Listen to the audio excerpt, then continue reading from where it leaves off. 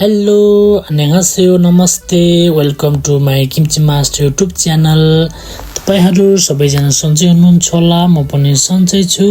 आज पनि फेरि मैले चिकनको रेसिपी लिएको छु है।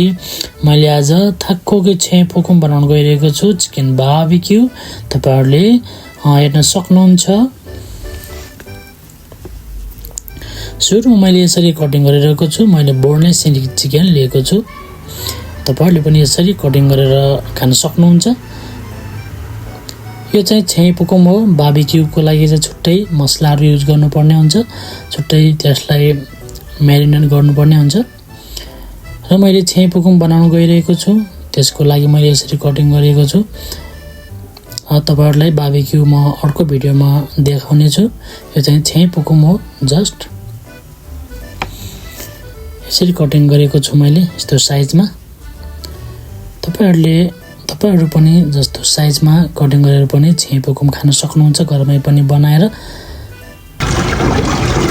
यसलाई मैले कटिङ गर्न सकिसक्यो। यसलाई मैले वाश गर्न गइरहेको छु। यसलाई राम्रोसँग पखाल्नु पर्ने हुन्छ। पखालेर पनि सकिसक्यो साथीहरु। अब यसलाई मैले अब पकाउन जमर्को गरिरहेको छु, पकाउन सुरु गरिरहेको छु। त्यसको लागि मैले भाँडामा चिकन राखेको छु। मैले आज पकाउने डिश भनेको रेसिपी भनेको कोरियन थाक्कोकी छेपोकुम है साथीहरु। सबैजना माया गरिदिनु होला, साथ सपोर्ट गरिदिनु होला।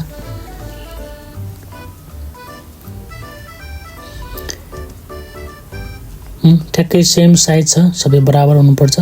यसलाई र पकाउँदै पनि त्यसलाई धेरै चलाउनु हुँदैन, किनभने धेरै टुक्रा पर्ने सम्भावना बढी हुन्छ र बिस्तारै चलाउनु पर्ने हुन्छ।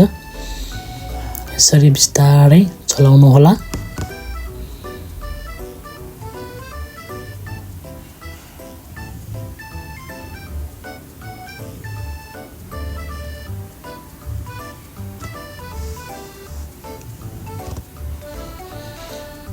यसलाई चलाइसकेपछि यसलाई छोपिदिनु पर्ने हुन्छ र छोपिसकेपछि यसलाई बीचमा पनि चलाउनु पर्ने हुन्छ, बिस्तारै बिस्तारै।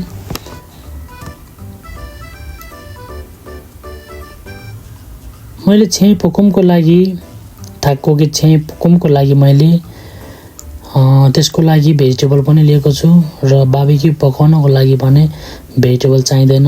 यो चाहिँ छेपोकुम हो, त्यसको लागि मैले भेजिटेबल लिएको छु।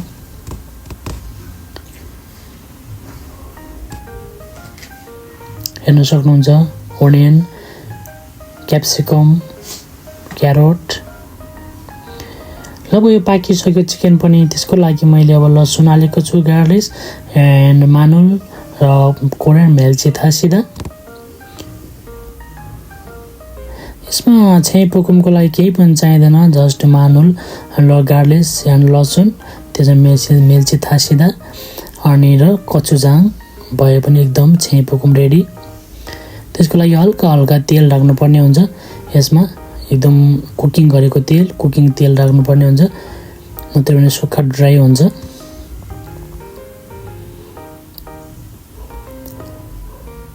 मैले त्यो काटेको भेजिटेबल यसमा एड गरिसकेँ र बिस्तारै बिस्तारै चलाउनु पर्ने हुन्छ यसलाई।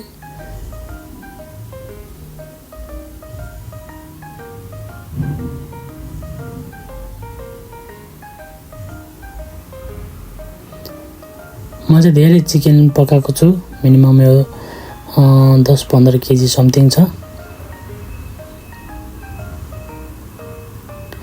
यसलाई भेजिटेबल राखिसकेपछि हल्का छोपिदिनु पर्ने हुन्छ 5 मिनट जति त्यो भेजिटेबल पाक्नको लागि। र लगभग पाकिसक्यो छ। मैले यसमा अब थोरै आफूलाई चाहिने जति कचुजाङ र त्यसमा ओइल राख्छु। हल्का ओइल राख्नुपर्ने हुन्छ, किनभने यतिकै ड्राई हुन्छ, सुक्खा हुन्छ। हल्का चिल्लो राख्यो भने राम्रो देखिन्छ, टेस्ट पनि राम्रो। यसरी बिस्तारै बिस्तारै मोल्नु होला। लगभग मैले यसलाई कचुजाङमा मोलिसक्यो। तपाईहरुले यसलाई स्पाइसीको लागि हल्का नेपाली चिल्ली पाउडर र जुनसुकै खोर्सानी राख्न सक्नुहुन्छ। मैले चाहिँ यसमा पेस्टमा चाहिँ कोरियन कचुजाङ र थोरै कोरियन चिल्ली पाउडर राखेको छु र यो मैले मोलिसक्यो। त्यसको लागि मैले ओनियन राखेको छु लास्टमा, ग्रिन ओनियन कलर राम्रोको लागि र फ्लेभरको लागि। तपाईले देख्न सक्नुहुन्छ यस्तो राम्रो देखिरहेको छ, खाउँ जस्तो देखिरहेको छ। मैले यसलाई अब सिस्लरमा राख्दिने छु यसलाई, तपाईहरुले देख्न सक्नुहुन्छ। तपाईहरु पनि यसरी नै बनाएर खान सक्नुहुन्छ र हामीलाई पनि सम्झनु होला। सबैजनाले माया गरिदिनु होला, साथ सपोर्ट गरिदिनु होला। Thank you so much. 감사합니다। 사랑합니다। सबैजनालाई मिस यू।